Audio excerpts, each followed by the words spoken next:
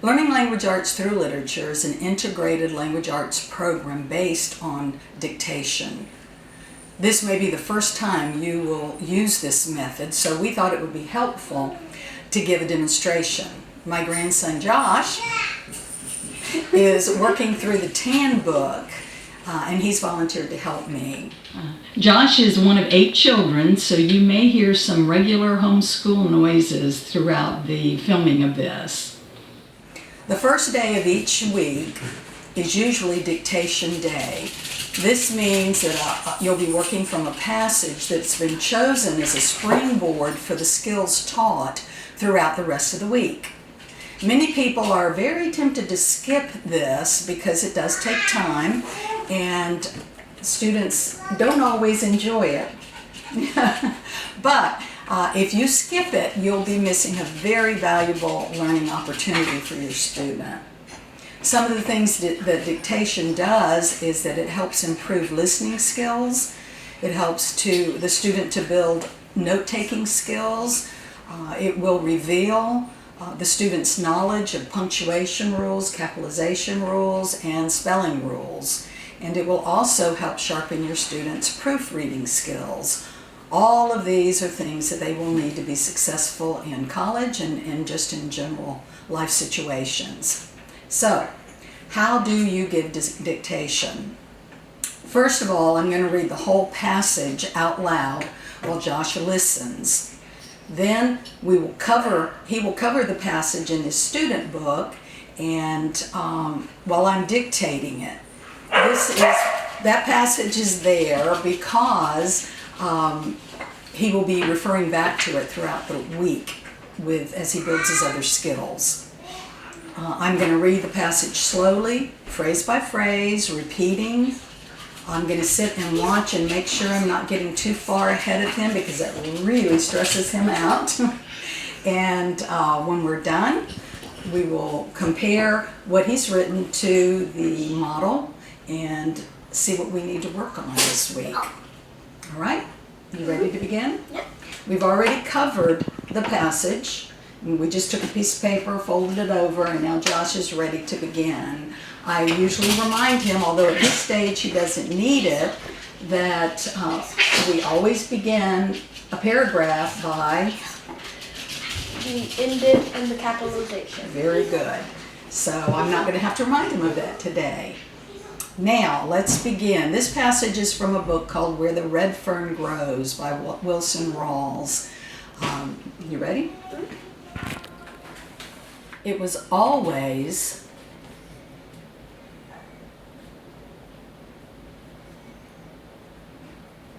a pleasure to prowl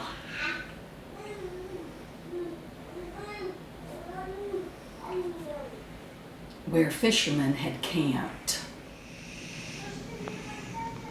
I usually could find things.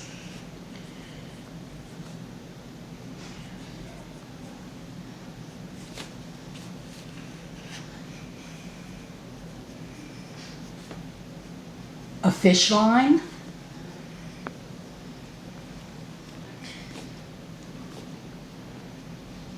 or a forgotten fish pole.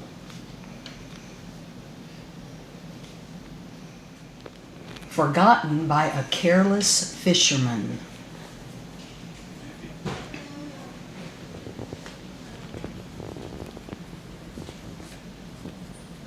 I'm going to repeat that sentence so you can make sure you got everything, okay? On one occasion, I found a beautiful knife stuck in the bark of a sycamore tree, forgotten by a careless fisherman. Because of that magazine,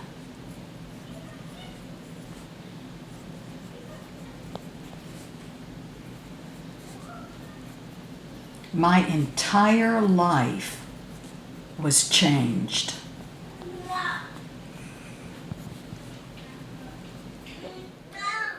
Now that we're through with the dictation, we'll do some proofreading.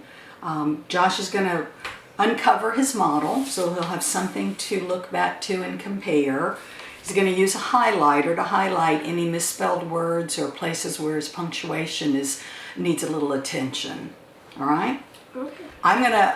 You can let the student do this on his own. You can have another student do it for him. They can trade off, or you can do it with them. I like to just be involved. So I'm going to sit here and proofread with him as he catches some mistakes that he's made. Okay? Good. All right. Josh is looking for words that he misspelled. Whoops, I see one. Do you see it? Good. Josh has found one word that he's misspelled, so he's highlighted it. You can keep looking. And a period that he forgot. So he inserted that and circled it so that we can come back and talk about why that period needs to be there. Mistakes can be very frustrating to students, especially perfectionists that feel like they shouldn't make any mistakes, but mistakes are actually the best way to learn and to establish a skill or a rule that they haven't really owned yet. So this is really important. It's not a punishment. It's not negative. I'm going to let him finish it and then we'll come back. Josh has finished doing his proofreading and he did misspell some words. What I like to do with spelling is to first make sure they are saying the word right. That corrects a whole lot of spelling errors. And an example here, when he uses the word magazine, Josh was thinking magazine, and so he spelled it M-A-G-I. But if we correct the pronunciation, he self-corrected. He knows the right way to spell it. So we're going to look at words that he's misspelled, go back over a spelling rule that will emphasize it, and just go on. He will add these words to his spelling list to study during the week, and usually it's only about 5 or 6 words. No reason to have 20 words on a list, 80% that he already knows how to spell, and to spend time working with those. So we're just concentrating on words that he's using, that he sees in a real writing, and we're looking at rules and pronunciation, and that's going to correct a whole lot of spelling errors. The other thing that we see is a few punctuation rules that he knows, but he may have forgotten. Those we're not going to worry about. Josh knows that there's a period at the end of a sentence, but in taking dictation, you get a little ahead of yourself and you may forget that. But the one I do want to look at is that he left out a colon in, I believe it's the second sentence. I usually could find things, colon, a fish line or a forgotten fish pole. This is an opportunity to teach Josh how to use one of the ways that we use colons. It's not something you use a lot. So it's not surprising that it would just not come into his mind to use it. But now that he sees how it sits in the sentence and I go over the purpose for it, that just gets it settled in his mind, and he's more likely to remember it. And the way that I do that is either I know the rule and I'm able to do it. A lot of rules I forget. I don't remember the right way to explain to him why to use it, or maybe it's something that I don't know. And that's when I pull out a student handbook, an English language student handbook that has the rules that you can just look it up and do the teaching right within the context of the dictation. In this case, I looked up colon, and I find that a colon may be used. A colon is used to introduce a list. They give me an example. You can either do it through a handbook. Any handbook will do. The rules don't change very often. Or you can look it up on the internet and then have even more examples to work from. So now Josh knows that if you have, he's going to know there needs to be some kind of punctuation there. And now he has something to draw from, a colon, because a list is being introduced. So that's basically what your Monday lesson is going to look like.